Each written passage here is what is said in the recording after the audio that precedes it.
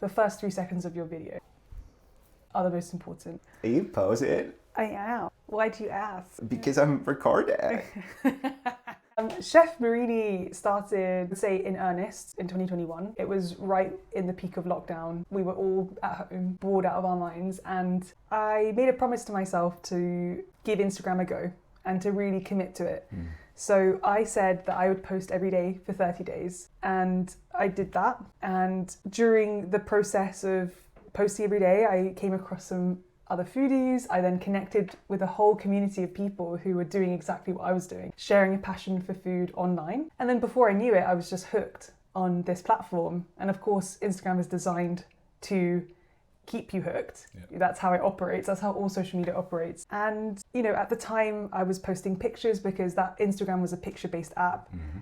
Then it transitioned late 2021 to a video-based app to compete with TikTok. So at that point, I was building up a following, a very, very small one nonetheless. But I was still committed to content creation, just very differently back then. Yeah. And then I transitioned very slowly into creating videos. And I've always been passionate about food. I've always been passionate about cooking for people. And then that combined with the content creation element, it just felt like a perfect storm of all these different aspects that I genuinely enjoy. So yeah, the rest is history, I guess. I mean, we're talking, 4+ years. I think this is, the journey has been so incredible.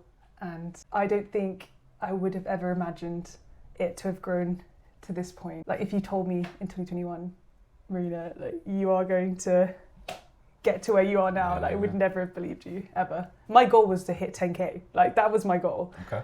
But yeah, and then I hit it and I'm like, let's push it a bit further. Let's go to 50. Let's go to 50. And then when I hit 50, I was like, okay, let's go to 100 and so on and so forth. I was chatting to another content creator recently who is in a similar league to you, I think, but with films and film reviews. Nice. And he said that even if the opportunities to work with brands and to work with people that he respected in different fields hadn't come up, even if he hadn't hit, 10,000, 100,000, 1 million, whatever views, followers, he would have just done it anyway. Do you feel that with yours? I think so. Yeah. I think so. Although there would always be this burning desire in me to get to that goal, and I would do anything to get to it. I think that's like my single-minded focus coming in. Like if I set myself a goal, I have to achieve it, and I'll go to any, I will push myself to limits, and I will strategize, and I will consult. I sought a mentor in 2022 who changed the way I see content and what it means to produce engaging content, and he taught me a lot of the basics, and it was a very short program that I joined. It was about 3 months, and then I kind of extended it for another couple more months, and I took away a lot of valuable learnings and have since applied them all myself. So to answer your question, I think yes and no. I think there have been points in my journey, and there are still moments where I experience this, where I feel demotivated when I don't see the numbers, when I don't see something performing as I would have liked. Try and tell myself, I try and rewrite that narrative in my mind where it's not about numbers, it's about connecting with people. And ultimately that is the goal, is to connect with people. For sure. When you feel like a video isn't working, when you feel like a video might be a flop relative to your standard, what does that look like to you? And then what does that feel like as a reaction? How do you respond to that? So I responded very differently. Like historically speaking, my response would be to delete and repost, to remove any evidence of the quote unquote failure, to take it away, re-edit it, repackage it, re-strategize essentially, and then give it some time before I reshare it with the world. But right now, my attitude has changed, and I appreciate that not everything, in fact, most things, what I've noticed recently, might take time. It might just take time for it to pick up, and it's not, performance is not necessarily indicated within the first 24 hours or 48 hours. Sometimes it just takes some time for it to mature, for it to be picked up by the algorithm, at which point I care less. I feel a little bit detached. There's a degree of detachment which I think is healthy. It's self-preserving, because there have been times where I have been so frustrated that it might spoil my day, or it might make me question my sense of self-worth, or it might make me question my credibility as a content creator. And I think it's just important to not take it so personally. to have a degree of detachment, more than anything, just to preserve your sense of sanity and your sense of creative purpose. At the end of the day, I do it because I love to create, I love to edit, I love to film content, but I also I take a lot of pride in the recipes I develop and the recipes that I share. So if I can do my best, then that's all that I have control over.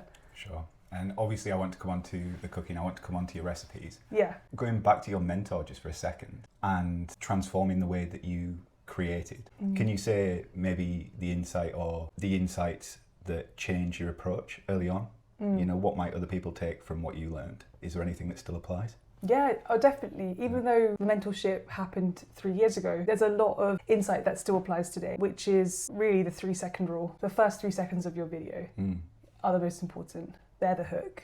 So thinking about how you attract viewers, whether that's with a slightly controversial opening or whether it's a statement that might stop viewers from scrolling, and any form of hook, whether that's visual, audio, to retain viewers from watching beyond the 3 seconds is critical, and that's what the algorithm thrives off of, right? And I think within that, it's also about storytelling. I'm noticing this more and more, where creators are showing more of their lives, they're showing more of their personality, and that makes their content unique. It makes it distinguishable. It also means that people build rapport with the person behind the content. And I'm learning that myself, because traditionally I didn't put myself behind camera. I also didn't put my voice on videos for a very long time.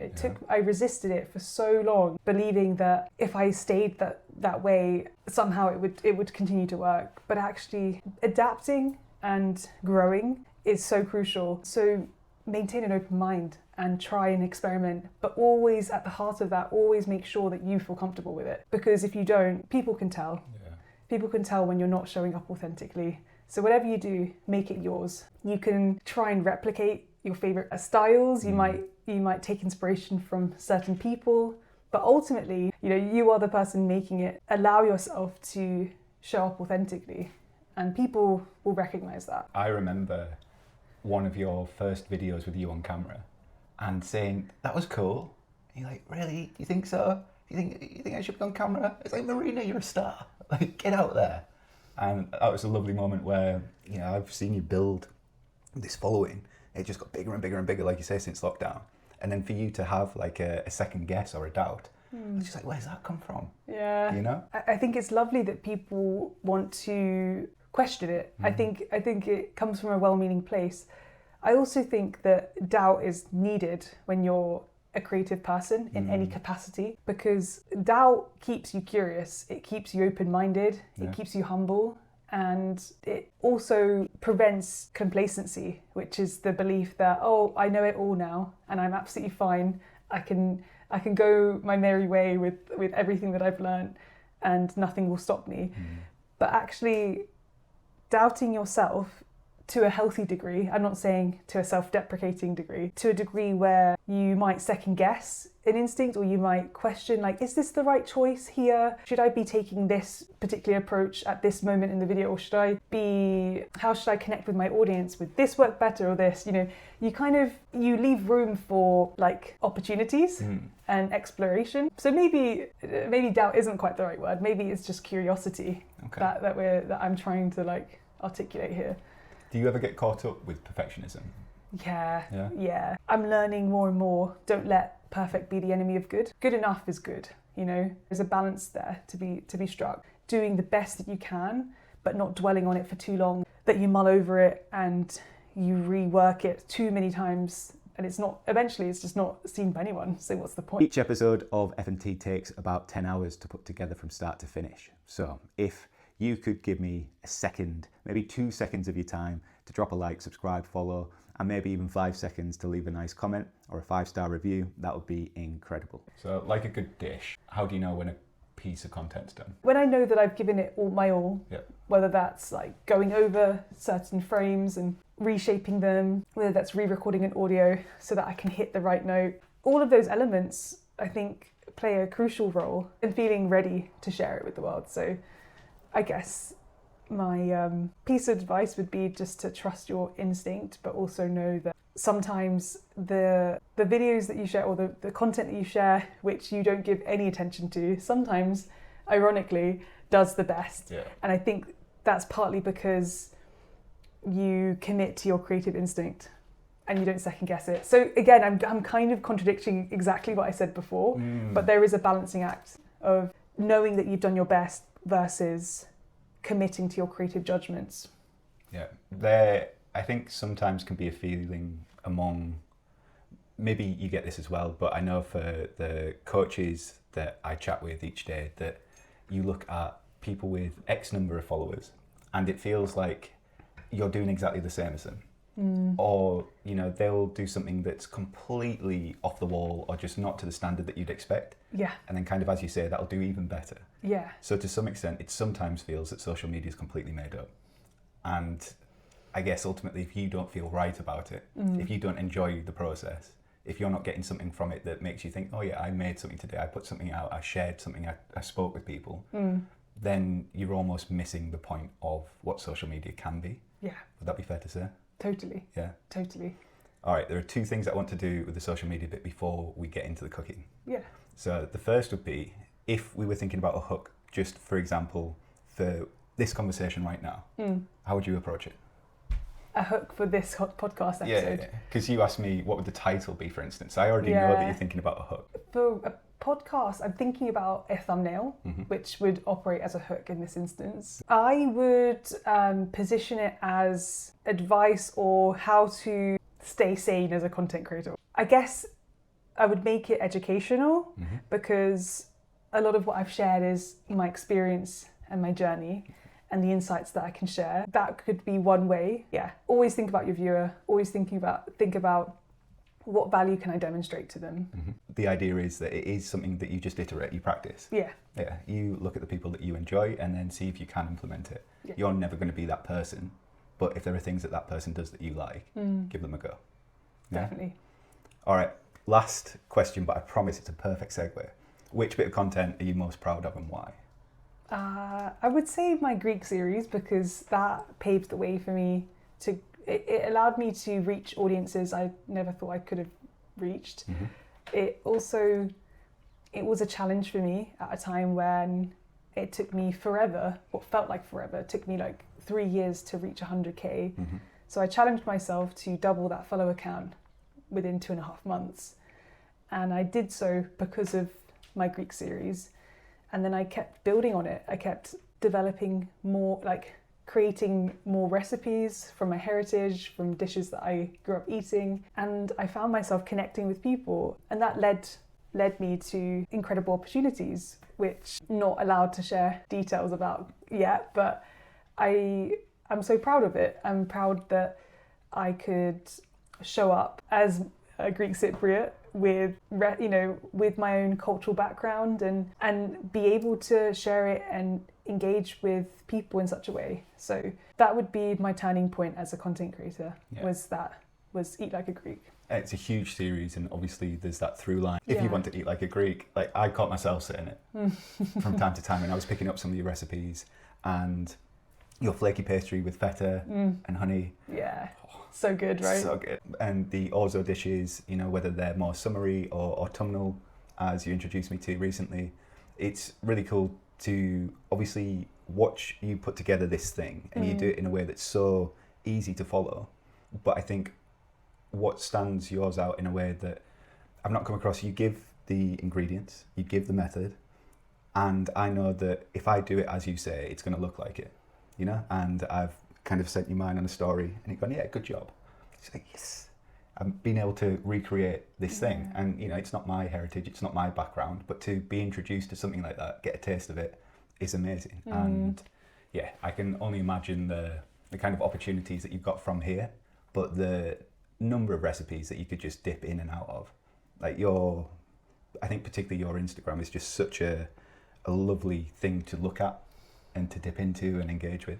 And so when I ask you what's your favorite piece of content, you know, I think you are one of the few people who could point to a series, like a body of work. It's not just one video that got X million views or whatever.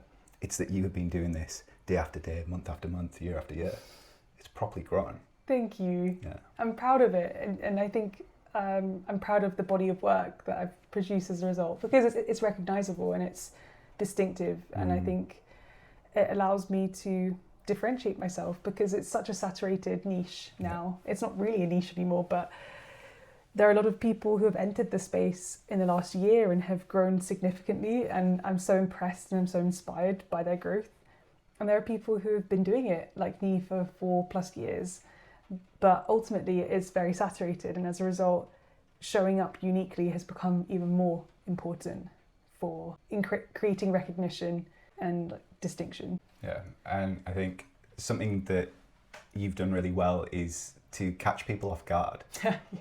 So I try to. Eat Like a Greek, it felt quite familial. It felt like, you know, we were getting a taste of culture and history, and you talked us through some of the recipes and how they linked with each other. If you like this, then you might want to try this. You know, the juicier sister of when I'm thinking about the cakes that you might have made. Yeah. OnlyCans. Yeah. Where did that come from? That was actually born out of a joke. Yeah. It was Christmas Day 2023, and I was drinking and having a laugh with George, my brother. I said to him, oh wait, there's this content creator, Susie, I can't remember her surname, but she's huge and her content's amazing. She has a series called OnlyCans. I said to George, that's such a good idea. Like, damn, I wish I came up with it. Anyway, we were like bouncing around like different kinds of rhyming words, right? And then I landed on cans, and I was like, wait a minute. I deeped it, right? I started to, it was a joke. But then I couple days later, after dwelling over this idea, I realized actually there's a lot of scope in this. You know, we're living in a cost of living crisis. Yeah, things have become so expensive, and canned foods, like canned ingredients, aren't really that sexy. So I made it my goal to create recipes that were cost effective, were convenient, that, you know, had long shelf life. You know, having cans stored in your cupboard, it's convenient, it can be quick, and they're long lasting. So I thought, yeah, OnlyCans has some bite to it. And I developed about 10 recipes for that series when I first started posting it. And then what I wanted to do was create something so different, so unique and distinctive to Eat Like a Greek, that it would be proof I don't have to just stick to Greek stuff. I can do anything I want. I can go down this avenue of budget-friendly recipes using the humble tinned ingredient, and people will still follow along. I'll still attract a different kind of audience. Then I went down that route to prove myself in a way. It performed really well, and I then took a little bit of a break from it because I missed, after posting for 2 months just OnlyCans, I missed my Greek stuff, so I went back to it. And I've kind of been flip-flopping between them, you know, sharing a bit of Eat Like a Greek, sharing a bit of OnlyCans. I think for me, it's like, I don't want to just be known as one thing. I want to be able to do everything. I mean, I don't know to what extent or to what kind of degree, but I do want to showcase variety, and that's what I want to do with OnlyCans. Yeah. What would you... It's funny to say that without... It's such a good phrase. Yeah. Yeah. It's like Marina. I know. I also have started a protein series, as you know, which we haven't touched on yet, but that is all about high protein recipes containing 30 grams of protein, and that can be made within 30 minutes. So that's calling upon my experience as an avid gym goer, and I strength train, so I call upon that experience and that need for nutritious high protein meals that can fit into my busy lifestyle. And the concept of your protein series is that there aren't supplements in it. Yeah, that it is 30 grams from whole foods, from ingredients that we can all access, which sounds amazing. Yeah. Of all of these recipes then, obviously I know you to train hard. I know you to have your strength goals, maybe to think about aesthetic goals like I've coached people with and I enjoy training for myself. When it comes to a typical day of food for you, what do you cook? What do you go to? You know, what are your workhorse meals, so to speak? Good question. I will answer this as honestly as I can. Yeah. So I try and get my protein in as early as possible, because I know that if I don't, I'm going to end up binge eating throughout the day to kind of satiate myself. So I try and eat eggs every day for breakfast.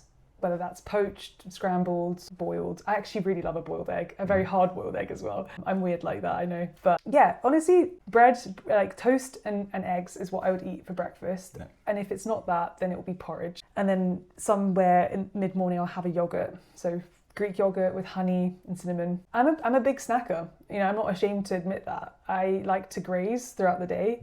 I'd rather that than having big meals, few and far between, because that way I manage my gastro issue, like my IBS flares up when I haven't eaten in a really long time and I'm gone beyond the point of hunger that I'm no longer hungry, you know? So for lunch, I tend to have again, I'm a big bread eater. I'm not ashamed to admit that. I will have a tuna sandwich, or I might make myself like a tuna wrap, or if I haven't had eggs that morning, I'll have eggs for lunch. And then dinner is where I really like to actually cook. It'll be a mixture of things. It just depends on what I'm feeling. I don't like to meal prep. I say that because I like to leave some room for spontaneity.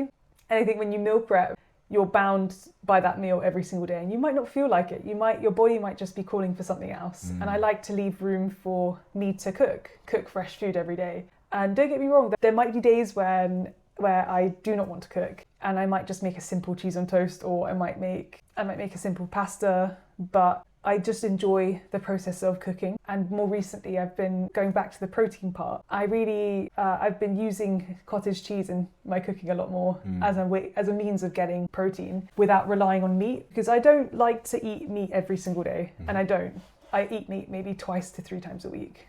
And I like to be vegetarian or pescatarian for the rest of the days. And that's just because I like to have variety. I don't like to depend on a single source of protein, whether that's chicken or minced beef. Sometimes it's just lighter on the stomach to have a vegetarian meal, in which case I really love lentils. Okay. I absolutely love cooking with lentils. You just have to prepare them in a certain way. So recently I've been making a Greek Cypriot dish that I grew up eating called fages. It's essentially rice and lentils. It's cooked in lots of red onion. I like to add cinnamon and brown sugar to the onion to caramelize it, and then separately boil the rice and the lentils in some stock, add that back into the dish, and then let that simmer in it. Add a couple bay leaves in. Really, really simple, but it's so hearty and delicious. And I like to serve that with Greek yogurt. Again, like super high protein, doesn't rely on any source of meat. So that's just one example. No, it's spot on. And I think something that people mistake with meal prep, you've actually just described a whole day of meal prep while saying that you've not meal prepped. You know, every morning I have eggs and bread. Yeah. And if I've not had eggs in the morning, then I'll have them at lunch. Yeah. So you have these options that you can go to that keep you feeling full, that you know are hitting your nutritional goals and needs. But then in the evening, you have that one meal that you can create with, that you can express with. And I think if more people realise that if you want to look and feel a certain way, having these meals that you can go to is massive. Having some structure is huge, and you'll get results a lot quicker if you do have that structure, typically from my experience. But then it is important to have that meal that you really enjoy. Yeah. You know, it's not that you shouldn't be enjoying these meals as well. Like you say, you can prepare your eggs or your bread in different ways. Tiger bread for the win, am I right? Absolutely. Hell yeah. Can I get a hell yeah? The point for me there is that you described variation in stock options. Yeah. And then when it comes to dinner, it feels more freestyly and flowy. And I think because you get that joy from dinner, you don't necessarily feel bored by breakfast or lunch. Yeah. If that makes sense. Yeah, absolutely. So, impromptu coaching moment there. But I know that you do it. When it comes to the dishes that you'd make, maybe to impress yourself though, when you're really cooking something for you, what do you go for? Ooh. You've got the time to do it. You know, say you've got a free Saturday or whatever. You've got the tunes on, you've got nothing else to do. What are you going to make? I know maybe it's because of the weather and the change of season, but I really love making myself a hearty soup. One that I always go to that I derive so much joy from is a soup called avrolemono, and it's recently been quite popular on social media. A lot of content creators have been remaking this dish. It's a Greek lemony egg broth soup made with a few staple ingredients, which is what I love. Again, it's simplicity, but it's taste and it's hearty. Everything in the dish is nutritionally good for you. I mean, not that anything is in moderation, of course, but you know, you've got your boiled chicken, you've got your egg, your like lemony egg broth, and you've got rice, all cooked down into a gorgeous stock. So It's so simple, it's vibrant from the lemon zest and the juice, it's hearty and comforting, and it's also very filling. So that's one of my favourites. And it doesn't take particularly long. I mean, in total about an hour. The prep is very minimal. So that would be one of my go-tos, I guess, in this sort of season and time of the year. But if I were to really step it up a notch and make something to impress myself, I think I would make a hearty lasagna, or what I like to, it's a Greek lasagna, it's called pasticcio.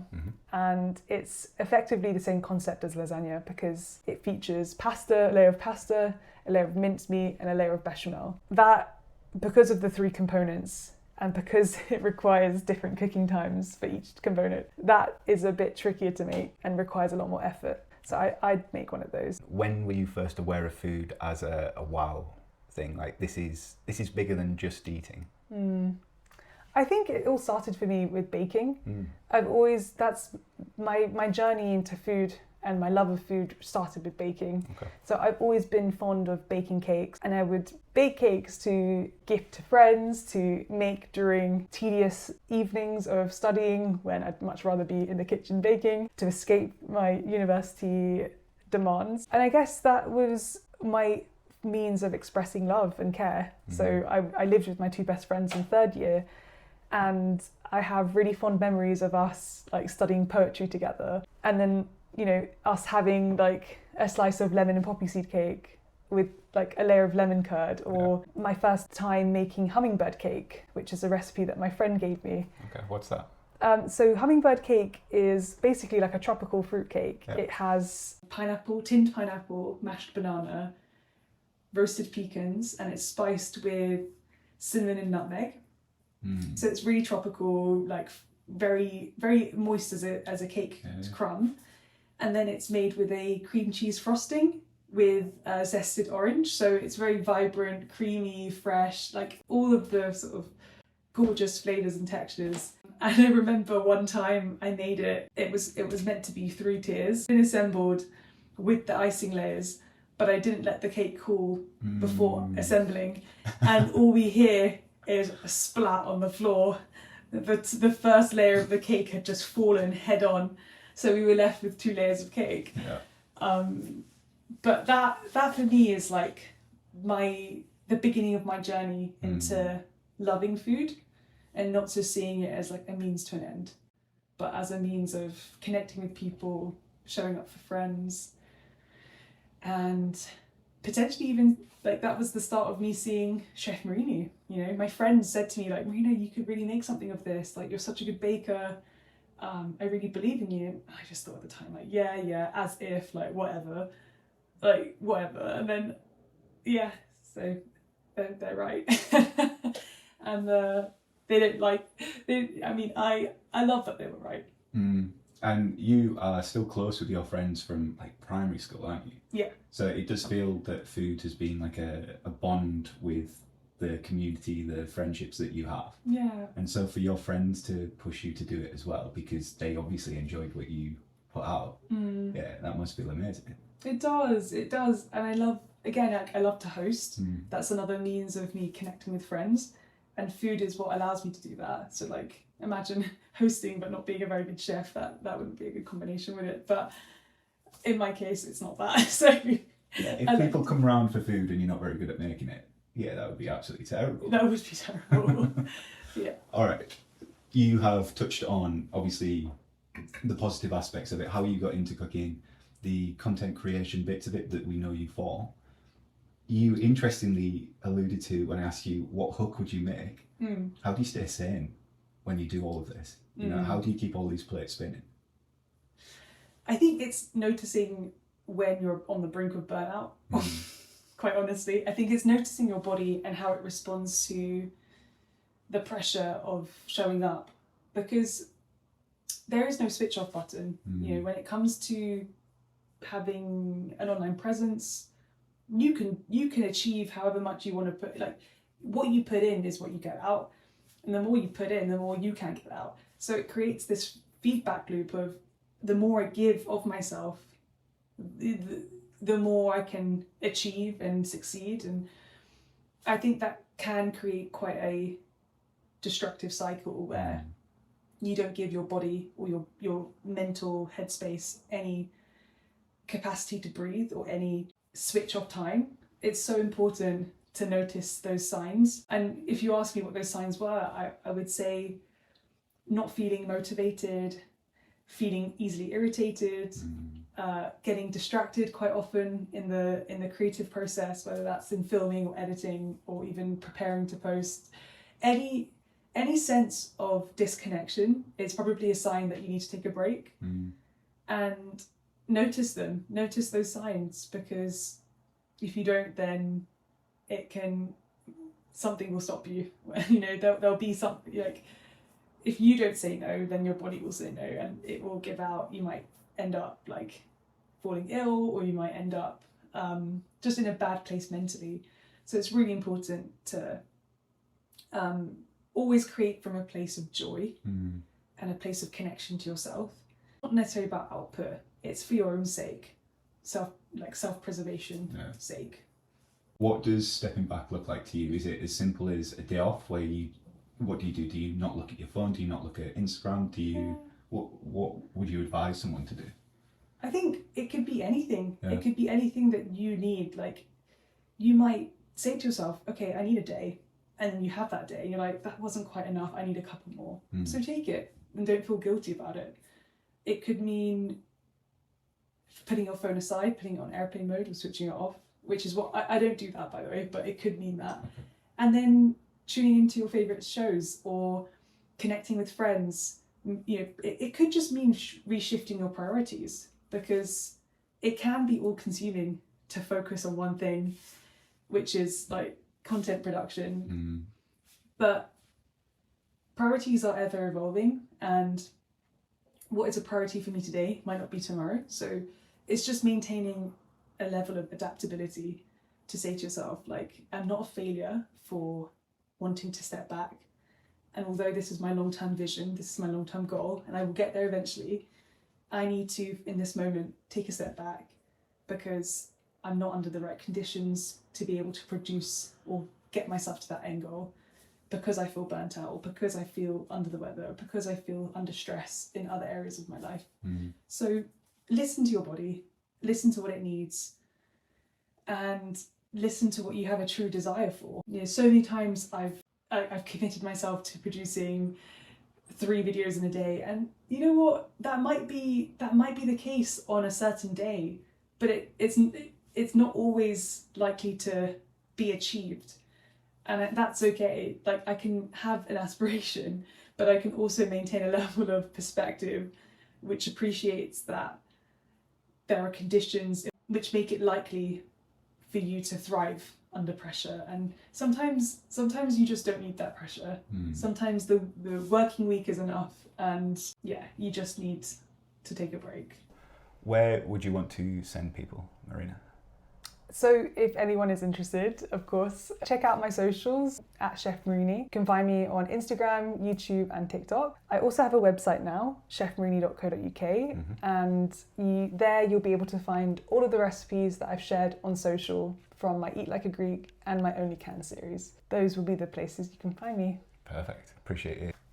Cheers. Amazing. And nobody will ever know about it. I know, that's kind of part of the beauty though, that it's sort of a one-hit wonder. Kind of have to be there to experience it, you know. Do you think you're a one-hit wonder? No, I hope not. No, I hope for many hits and many wonders. Cheers for watching Fitness and Thinking. If you enjoyed that episode, I reckon you'll enjoy this one.